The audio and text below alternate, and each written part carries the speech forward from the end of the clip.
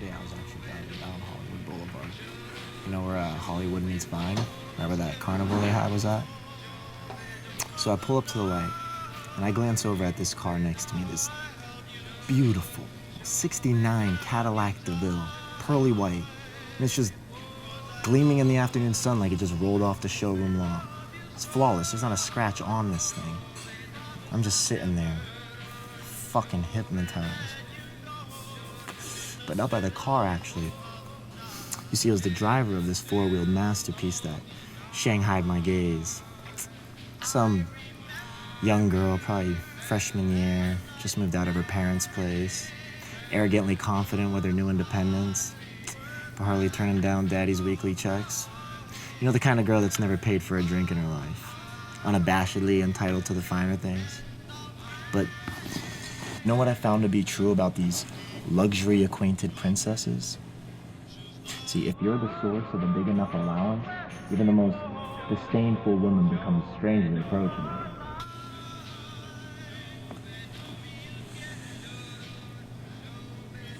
And then, she pulls me out of the car and starts fucking me in the middle of the intersection.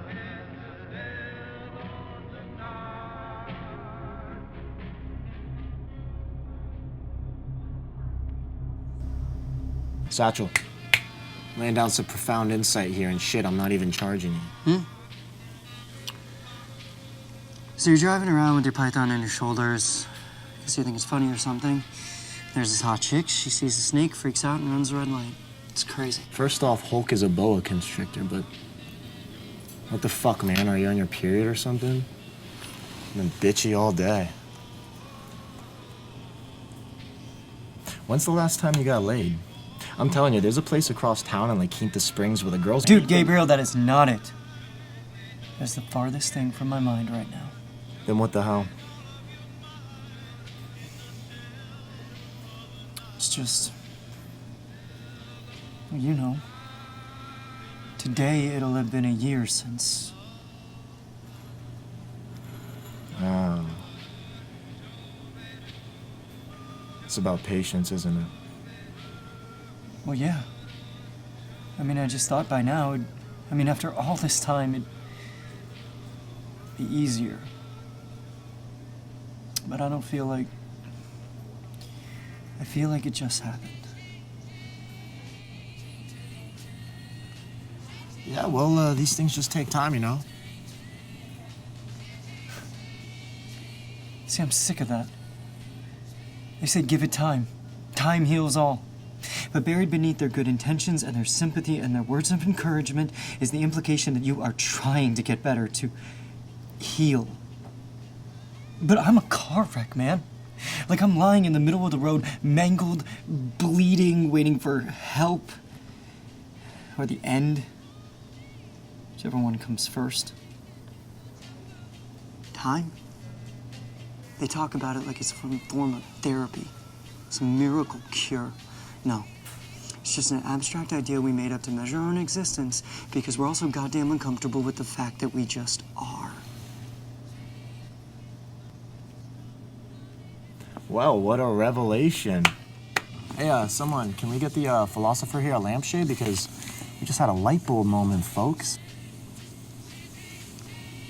Seriously, though, that's probably the most sense you've made since this happened. Fun fact, by the way, these aha moments, you know, when something just strikes you, it actually triggers a flood of dopamine to a part of the brain called the nucleus ambiguous, kind of like narcotics. I mean, it's nowhere close to banging an 8-ball of blow in a night, but well, not a lot is. Maybe you should have these revelations more often. Blooming jasmine, a little something else. I'm swell, baby.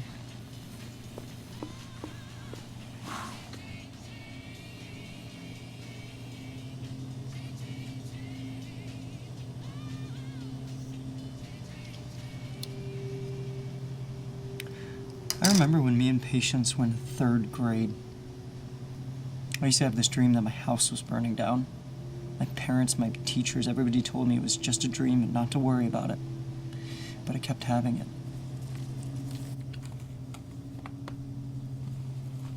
You're in the house when it was burning down?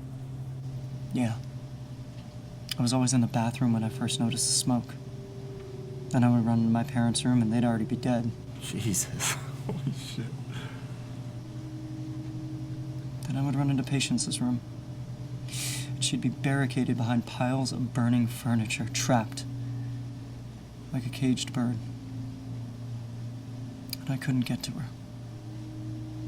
Every week I would have to watch my sister die, and I'd feel this infuriating helplessness.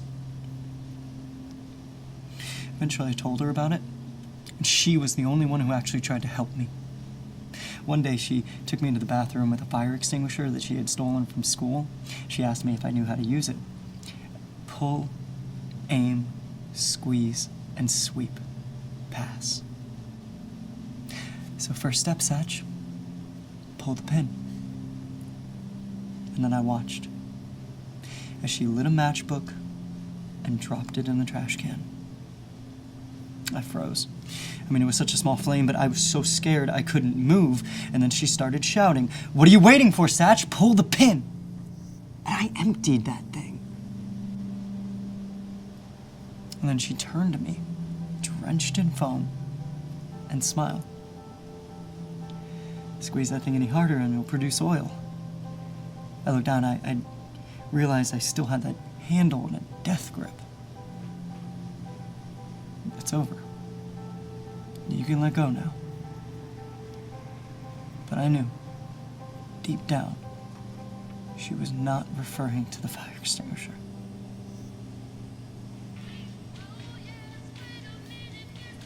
Then you both got grounded for life for turning the bathroom into a life-size snow globe?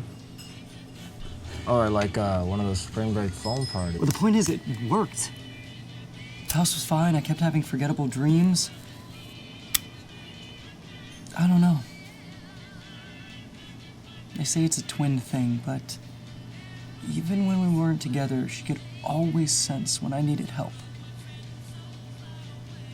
But this whole past year, I feel like I've been right back there again, stuck and helpless without her. Except this time it isn't a practice run like the fire because she's really gone, Gabe, and I can't bring her back. And so I'm here, just,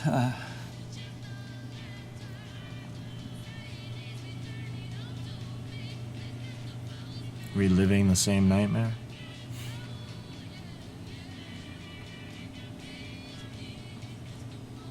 Hey, can I ask you something?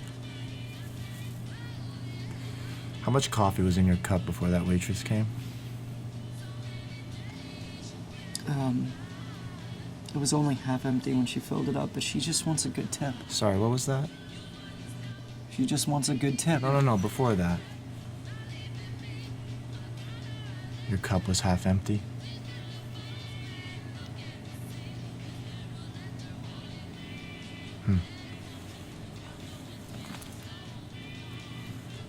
Hey, look at that. Grass is finally starting to grow back. Amazing. Us being in this drought and everything. Say, what color is your grass, Satchel? Brown. Dead, right? You see what I'm getting at? Without your sister, your cup will always be half empty. That's just the way that your brain works.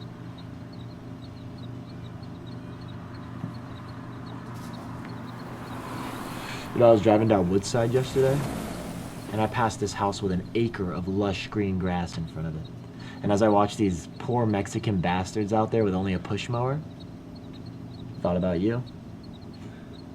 You want to know whose house that was? Don't. Dr. Death himself. No, look at me. You know who I'm talking about. You've always needed someone like Patience to force you onto your feet, but this motherfucker took her from you, and all you're left with now is a half-empty cup of coffee. While you're sitting there spouting off your sad existential horse shit, he's unpacking from a 3-day weekend in Bali. Nothing like some beautiful beaches to wash the blood off your hands. We both know whose blood that is, don't we? Well, help me then. Okay, how's this for help? There are two types of people in this world. There are those who saunter through life. Every door opens for them, always the best seat in the house, sun-drenched, hopeful. And then there are those who, no matter where they go, there's this...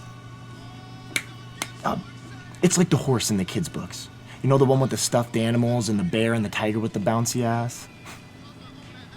Dude must have been smoking some real shit. But anyways, the horse.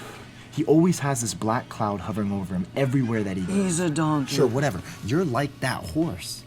With this black cloud hovering over your head all the time. Sometimes Before you know it, you're consumed by it. Things start to get hazy, like you're looking through a dusty window. So before you lose it altogether, you need to take drastic measures. So you man up, you grab your sack, and you... Make a scene. Change the scene. You're not suggesting that Of course I am. No, I can never do that. Never? That's a long time, my friend.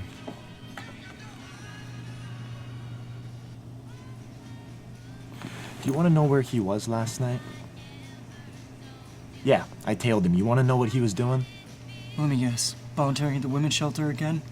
Reading fairy tales to kids with terminal Plowing cancer? some busty disgraciata in his $1 million summer home. But I gotta hand it to him. He's got some taste in women. I mean, this girl's ass. God damn. Practically gave me whiplash. He's not thinking about you. He's off playing lifeguard at Pussy Beach, giving mouth-to-mouth to anything with a hole in a heartbeat. So why the fuck are you thinking about him? Because I'm better than he is. What are you talking about? You just said you haven't done shit with the last year of your life. He's at least nailing broads and faking his way through community service, so what good is it doing you to be better than him? Hear this. I know that there's a voice inside of you because I hear it too.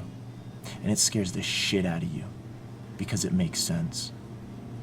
You can even see yourself agreeing with it, then sanctifying it, and finally manifesting it. It's as clear as my voice is now. If that weren't true, we wouldn't be sitting here. I mean, why here? Why this place? The coffee tastes like shit. I think you know why. And that just proves my point. He may deserve it. Okay. Now why does he deserve it? Because he's a murderer? By doing what I'm suggesting, what would you accomplish? Nothing. It wouldn't do any good.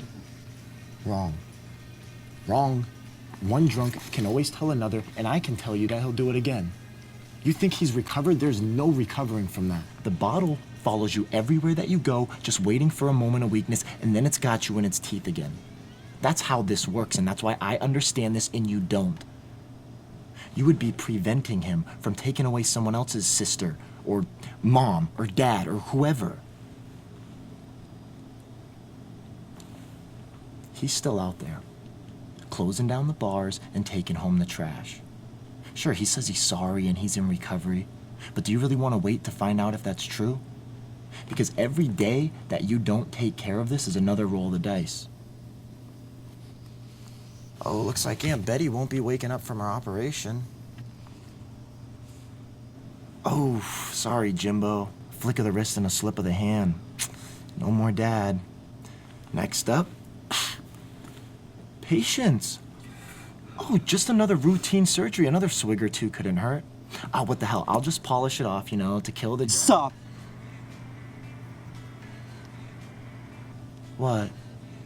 Is the truth hitting a little too close to home? Satchel, what if someone had already taken care of that murdering bastard before Patience went in that day? I know you've thought about it because I've thought about it too. She'd be sitting across from you right now. You've got an opportunity to prevent someone from enduring the hell that you've been through the past year. If you waste it, you're no better than he is. There's no atonement for negligence. What if you're wrong? What if he's changed? What if patience was the price to pay?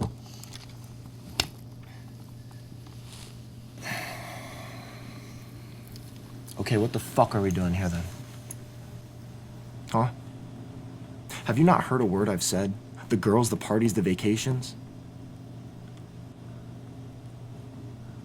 You know what? Why don't you just pay for your coffee and walk out the fucking door?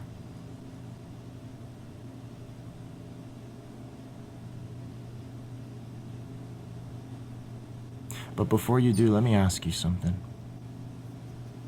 Besides that day in court when he was being prosecuted, did he ever once apologize to you for taking away the one person in the world that loved you fiercely, unconditionally, who showed you what it meant to be whole? Satchel, I lied to you when I said that there are 2 types of people in this world, because actually there are 3. But the third is so rare, people spend their whole lives searching and never come close to finding it. I mean, when it comes down to it, that's all we're ever doing anyway. That's the bond we all share. It's this endless search for that one person that gives us meaning. Your sister, man, she was one of those to a lot of people. But what she was to you, the connection, the bond you two shared, fuck, man. I mean, you shared the same womb, for Christ's sake.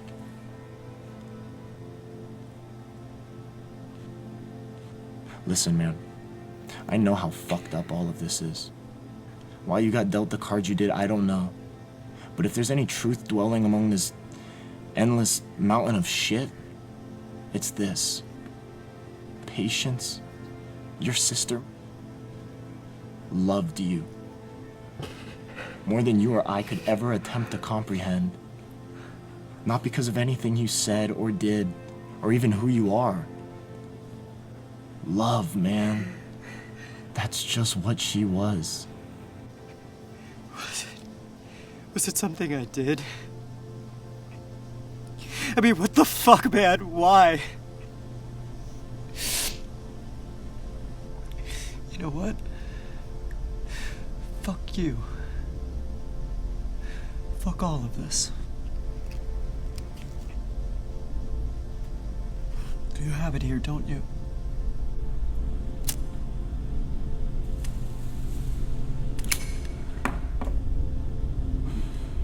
It's all here. Behind you. Last booth in the back.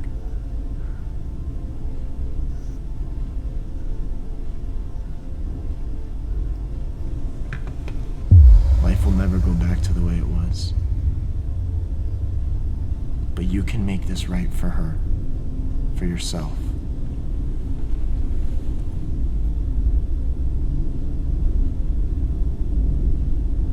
What are you waiting for, Satch?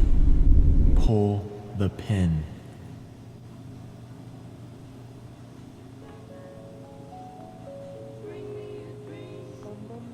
Make him the cutest that I've ever seen.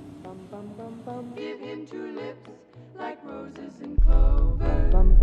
Then tell him that his lonesome nights are over. Sandman, I'm so alone. Don't have nobody to call my own. Please turn on your magic beam. Mr. Sandman, bring me a dream.